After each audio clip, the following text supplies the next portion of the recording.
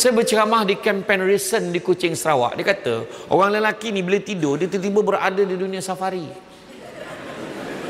Dia berubah jadi singa dengan rimau.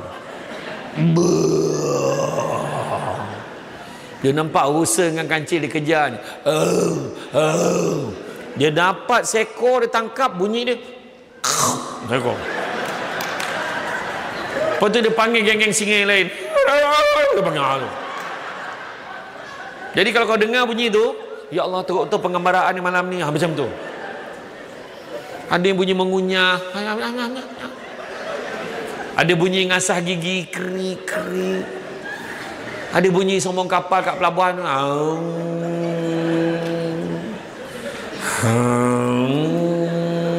Besok pagi bini tanya, bang, malam tadi berapa banyak pelabuhan singgah?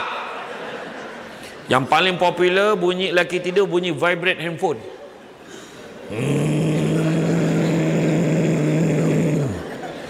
Yang lagi penat dia bunyi sikit ujung tu.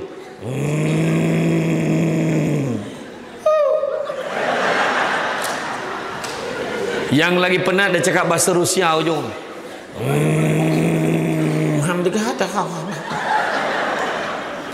Orang perempuan tanya orang, betul tak? Orang perempuan kalau kadang-kadang sampai satu tahap kita dah tak boleh tahan, kita sampai duduk tengok dia tidur. Pernah tak?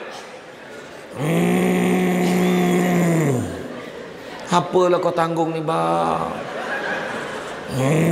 Lepas tu dia sampai dekat chorus tau, climax tu. Dia macam tercekik tu.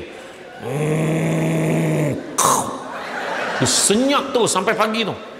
Letak kat hidung tu, hidup lagi. Ingatlah, ada seorang makcik tu dekat Rembau Negeri Sembilan, dia kata tak ada masa lain paling makcik tinggalkan pakcik kau time tidur lah, tak terdengar bunyi dia lagi, barulah makcik sedar yang pakcik kau dah tak ada. Mulai hari ni kalau dia bunyi, bagi galakan. Teruskan bang, macam tu. Orang lelaki, masalahnya kami bila tidur kami tak dengar apa-apa. Kami okey je. Bila kami bangun tidur, okey je. Tapi orang lelaki satu je, jangan tertidur dekat sofa. Kalau duduk, tidur terduduk kan, jangan main-main, dia boleh terperanjat sendiri.